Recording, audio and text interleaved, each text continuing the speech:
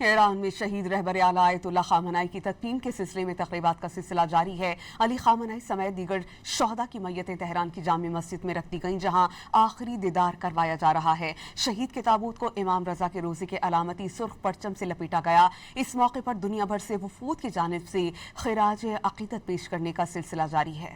ایران میں شہید رہبر اعلیٰ آیت اللہ خامنہئی کی تدفین کی تقریبات کا آغاز ہو گیا۔ آیت اللہ خامنہئی سمیت دیگر شہداء کی میتیں آخری دیدار کے لیے پہلے تہران میں امام خمینی حسینیہ سینٹر لے جائی گئی اور پھر تہران کی جامع مسجد پہنچا دی گئی۔ شہید کے تابوت کو امام رضا کے روزے کے علامتی سرخ پرچم سے لپیٹا گیا ہے۔ تقریب میں شہریوں کا ہجوم امڑ آیا اور انہوں نے شہید رہبر کو خراج عقیدت پیش کیا۔ اس موقع پر شرکا نوحہ خوانی کرتے رہے اور رقت آمیز مناظر دیکھنے میں آئے۔ شہید خامنہئی کے الوداعی تقریبات میں دنیا بھر سے وفود آ رہے ہیں۔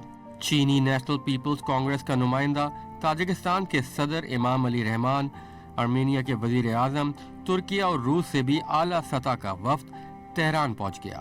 عراقی صدر، اسپیکر اور مزاحمتی تنظیم حشد الشعبی کے وفد کی بھی آمد ہو گئی۔ مصر، ازبکستان، ترکمانستان، کرغستان اور شام سے سرکاری وفود، جبکہ جارجیا، جرمنی، تھائی لینڈ اور بھارت سے مختلف مظاہر کی سرکردہ شخصیات بھی تہران میں موجود ہیں۔ افغانستان سے احمد مسعود اور سپریم لیڈر مجتبیٰ خامنہئی کے سسر نے بھی تعزیتی تقریب میں شرکت کی۔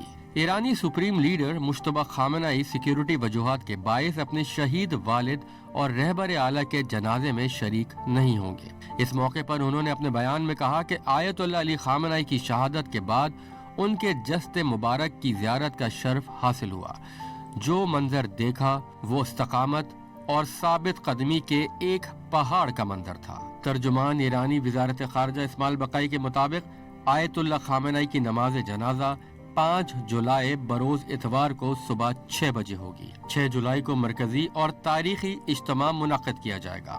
7 جولائی کو ہیلی کاپٹر کے ذریعے جسد خاکی کو مذہبی مرکز قم منتقل کیا جائے گا، جہاں مسجد جمکران میں الوداعی تقریبات ہوں گی۔ 9 جولائی کو مشہد میں امام رضا کے روزے کے احاطے میں سوگ کی آخری تقریب کے بعد تدفین عمل میں لائی جائے گی۔